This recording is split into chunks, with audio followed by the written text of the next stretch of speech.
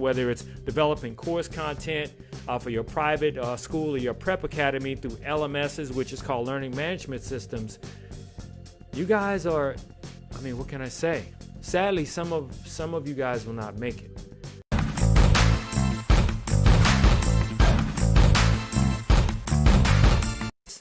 I'm going to talk about, and yes, as the title reads, sadly, many businesses, including, say, private schools, prep schools, some private graduate schools, religious organizations, and just some businesses in general will not make it. And that is a sad thing, but that is a sad thing, and it's a true thing. So let me give you some context on what my meeting was just about, okay? Basically, coming in a few weeks, our company pretty much landed a contract to redevelop a course for a university. Now, in the redevelopment of that course, which is taught online, we are going to basically be providing mass education to students from all around the world, right? And you might be saying, well, AJ, what does this have to do with today's topic? Well, it has a whole lot to do with today's topic, because I'm going to read directly off my paper here. And I just want you to understand some interesting facts about e-learning. I'm going to share these facts with you. I'm also going to tell you the kind of businesses that should employ e-learning as a part of their employee/corporate training, as a part of, preserving religious teachings, putting them in the form of a course, as well as what some private schools, some private academies, some prep schools have yet to do, and why this is so, or can be so, damaging to them, and what they should do going forward. Now, first and foremost, here's some interesting facts about e-learning.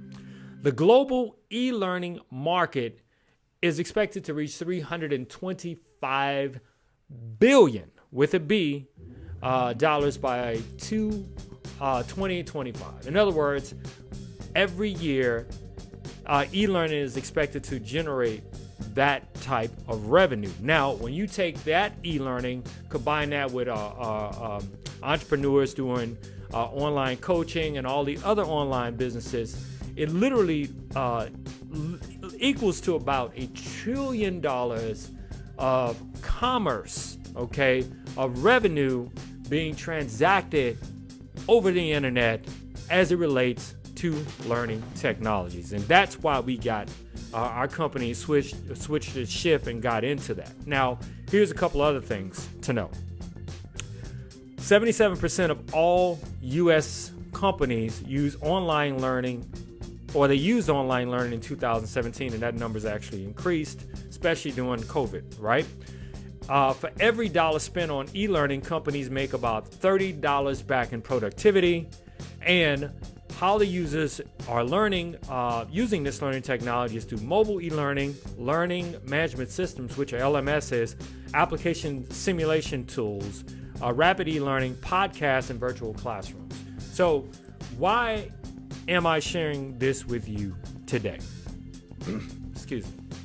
I'm sharing this with you today because there are many companies out there that I can tell you personally, our company have pitched about taking their content, taking what is being taught inside of the classroom, what's being shared through religious sermons, from preachers, talk about taking that information and putting that information online in the form of a course, or basically taking all of the corporate training that some companies are doing, standing in front of their employees, hiring people to, corporate trainers to come in from out of town, basically how to streamline all of that, how to basically cut costs and put all of that online, whether it's self-paced or whether it's time, right?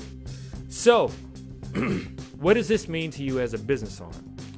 If you are a business owner out there, right, who have been recently affected by the new environment or the new normal, right, where everything is kind of shifting online, where Many people now more than ever are partaking of ordering like groceries online, ordering everything pretty much online that can be delivered to them, protecting themselves from going out. How many major universities have not stopped operations, but they have shifted everything to online, while many states are on shutdown or on lockdown. What does that mean for you as a business owner? The question I pose to you is simply this: have you prepared to, one, train your employees online, whether it's your employee training or whether it's corporate training? Have you done that? If you own a private prep academy, some kind of private school, some kind of daycare, larger daycare, have you actually taken the curriculum that was being taught to the students, in the classroom? Have you put that online, right?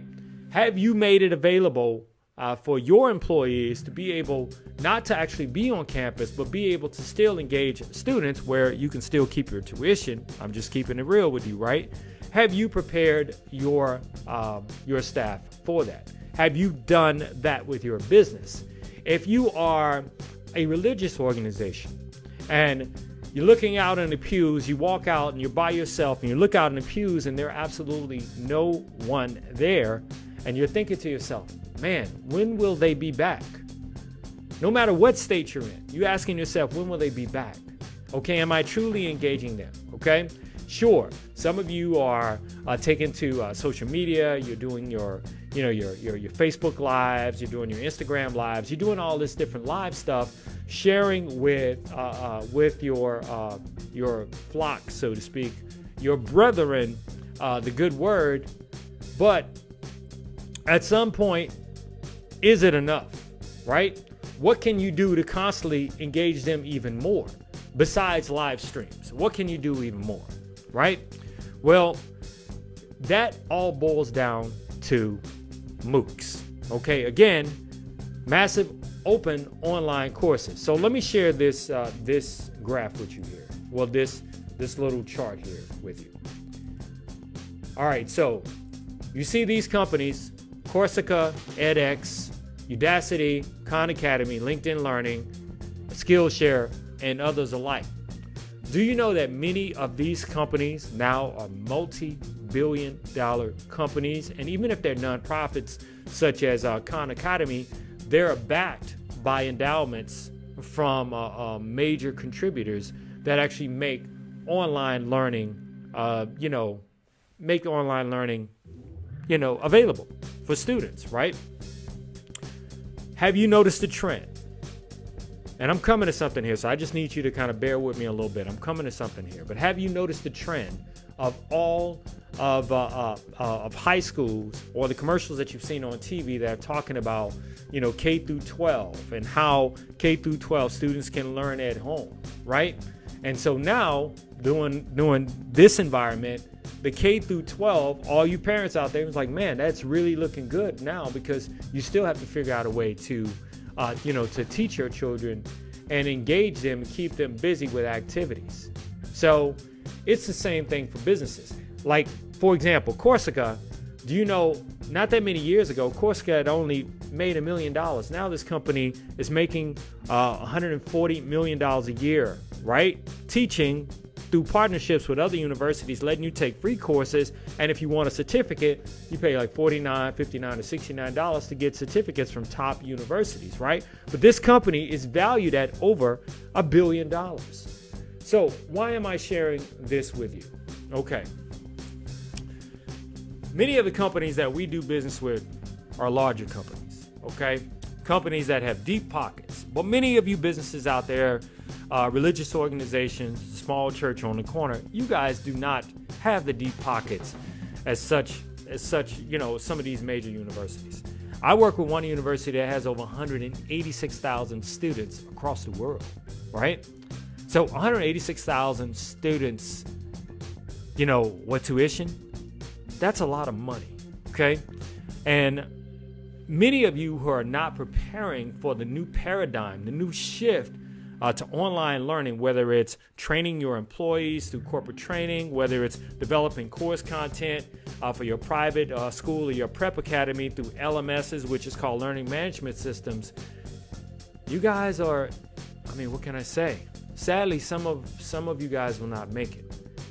Am I trying to scare you straight to get it in order? Yes, I am. You know why? Because I know that many businesses in the neighborhoods in which I grew up in, they are still to this day not down with the technology thing. They're still to this day trying to do business the old school way. So I'm saying to you, if you're watching this message, please, if you need some help, just reach out to me, DM me. Don't even go to the website. You want to schedule an appointment with me. You want to talk a little bit about what you can do to actually help your business grow. Keep your employees engaged, help your employees, or do some kind of corporate training. What you can do if you own a church, how you can keep your people engaged with you other than just social media. Reach out to me, DM me, okay? Because I am one who grew up in a situation very close to the people that are quote unquote close in the neighborhoods, okay, in the poor neighborhoods. And I know that in order for those businesses to survive right now to this day, in order for those local prep academies and private schools in certain areas, in order for them to survive, you guys are going to have to do something different. You're going to have to depend more on technology and the strategy behind technology in order to, one, protect the school, make sure that the schools stay open, make sure that religious institutions maintain, and then also, more importantly, to make sure that you connect and engage with people. All right. So everyone, I know this is a short message today.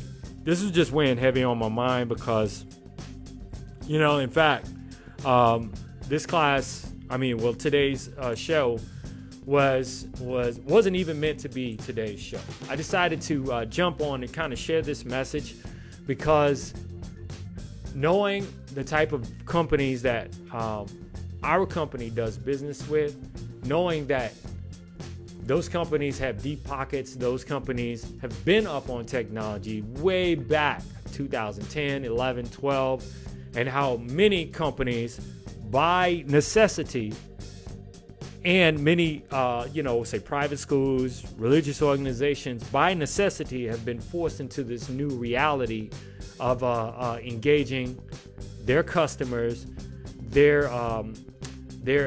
churchgoers, their students online. You guys need some help. So you want a free consultation on, how I can just share some things that I know the bigger companies are using to do this, other than Zoom, other than social media, just live streaming. DM me, all right?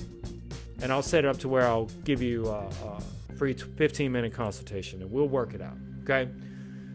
Anyway, that's this episode of the Startup Junkie. Be sure to check out the Startup Junkie tomorrow, where don't know exactly what we're going to talk about, but it will definitely be relevant to you and your business.